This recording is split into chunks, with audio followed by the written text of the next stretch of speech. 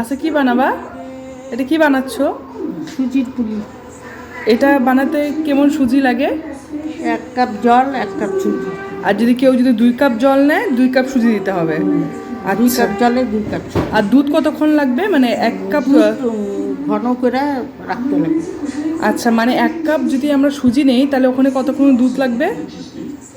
1 cup সুজি দিলে ধর 1 কেজি 1 কেজি দুধ নিয়ে তারপর এটা ঘন করতে লাগে। তা আচ্ছা, ঠিক আছে, তুমি এটা বানাবা তাহলে আজকে?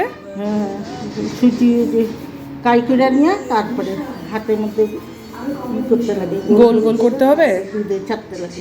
আচ্ছা, ঠিক আছে, তো চলো দেখি কি বানাও। হ্যাঁ, তোমরা হয়তো এতক্ষণে জেনে গিয়েছো দিদা আজকে বানাচ্ছে সুজির দুধ পুলি।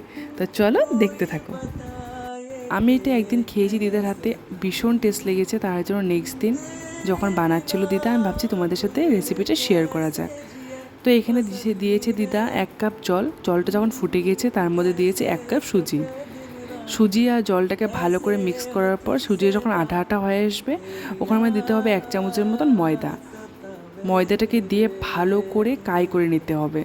দেখছো কড়াইয়ের অবস্থা কেমন হয়ে যাবে, যখন একদম ড্রাই হয়ে যাবে তখন ভাববে যেটা হয়ে গেছে। তবে একটা থালাতে নামিয়ে নিলে হবে। আর এখানে আমরা 1 লিটার দুধকে এখানে ঘন করতে বসিয়ে দিয়েছি। তারপর আমার সুজির যেটা মিশ্রণটাকে ভালো করে হাত দিয়ে মেখে নিতে হবে।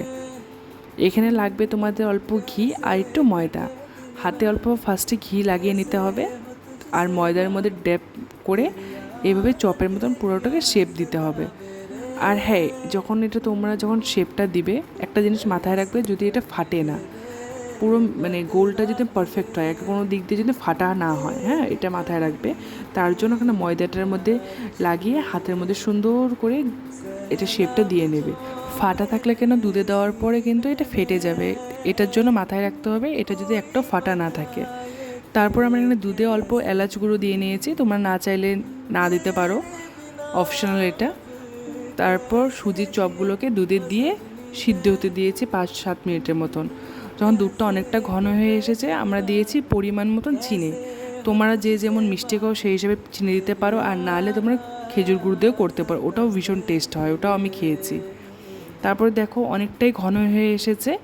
নামানোর আগে এখানে দিদা দিয়েছে আধা চামচের মতন ঘি।